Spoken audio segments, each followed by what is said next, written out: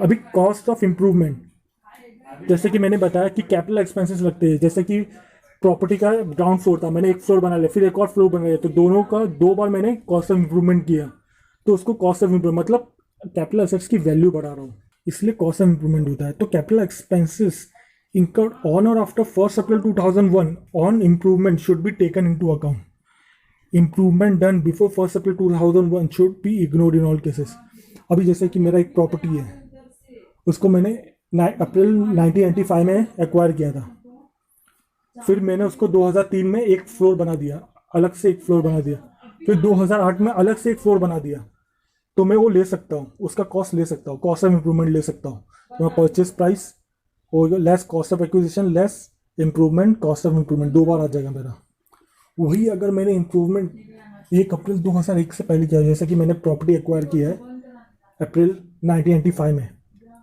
तो अगर मैंने 1998 में एक फ्लोर बना दिया, 2002 में दूसरा फ्लोर बना दिया, तो फिर मेरे को परचेज प्राइस तो मिलेगा ही, लेकिन कॉस्ट ऑफ इम्प्रूवमेंट सिर्फ एक ही मिलेगा 2002 का,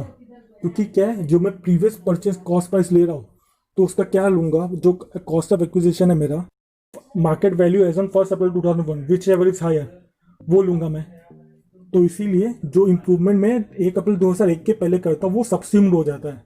वो फेयर मार्केट वैल्यू में ही काउंट हो जाता है। इसलिए हम लोग को इम्प्रूवमेंट का पिछले बार का जो 1st April 2001 से है, उसके पहले से है, उसका नहीं मिलता, और 1st April 2001 के बाद में जो भी मैंने इम्प्रूवमेंट किया उसका मेरे को पूरा मिलेगा।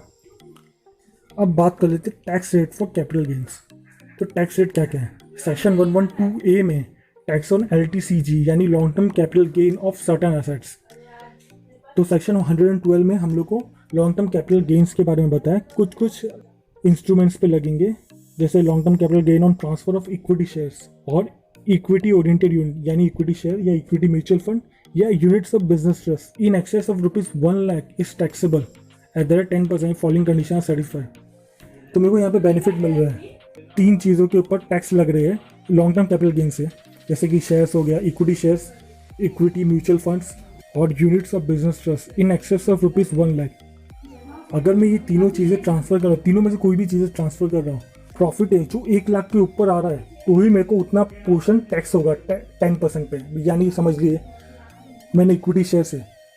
मैं लॉन्ग टर्म है, मतलब मैंने 12 महीने के बाद बेच रहा हूँ, इक्विटी शेयर्स 12 महीने की कैटेगरी में आता है, तो मैं 12 महीने के बाद बेच रहा हूँ, 2 लाख पे बेच रहा हूँ, मैंने 1 लाख में खरीदा था, तो मेरे को 1 लाख का प्रॉफिट आ गया। 1 लाख के प्रॉफिट तक मेरे को कोई टैक्स नहीं भरना पड़ेगा, क्योंकि इसमें क्लियर लिखा है इन excess of ₹1 lakh is taxable at the rate 10%।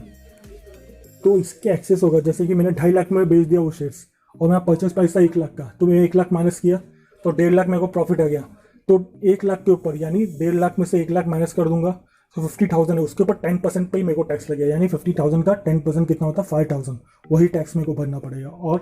1 lakh पे टैक्स नहीं भरना पड़ेगा। यही इसमें बताया कि मैं जो इक्विटी शेयर्स या इक्विटी म्यूचुअल फंड या units of business trust transfer करता हूँ, जो मेरा प्रॉफिट होता है, जो कैपिटल गेन होता है, उसके 1 लाख के बाद में जो भी अमाउंट होता है उसके ऊपर 10% मेरे को टैक्स लगेगा, ठीक है। लेकिन इसकी कंडीशन भी है, तो STT पेड होना चाहिए on acquisition transfer of equity share. STT का मतलब इस एक टाइप का टैक्स है जो शेयर मार्केट में लगता है। STT का मतलब STT का फुल फॉर्म है सिक्योरिटीज ट्रांजैक्शन टैक्स, यानी जो हम लोग ट्रांजैक्शन करते हैं सिक्योरिटीज में, जैसे इक्विटी शेयर्स, म्यूचुअल फंड्स, तो उसके ऊपर ये STT लगता है हमें। तो ये लगना चाहिए दोनों पे, इक्विटी शेयर्स में बाय और सेल दोनों पे लगना चाहिए। अगर हम लोग को दोनों पे लगा तो ही हम एलिजिबल है। और STT paid on transfer of equity oriented units and units of business trust, और STT और म्यूचुअल फंड और यूनिट्स ऑफ बिजनेस ट्रस्ट में अगर हम लोग ट्रांसफर पे ही भर रहे हैं तो इस पर एप्लीकेबल हो जाएगा, मतलब ये स्कीम हमारे लिए एप्लीकेबल हो जाएगी। तो समझे,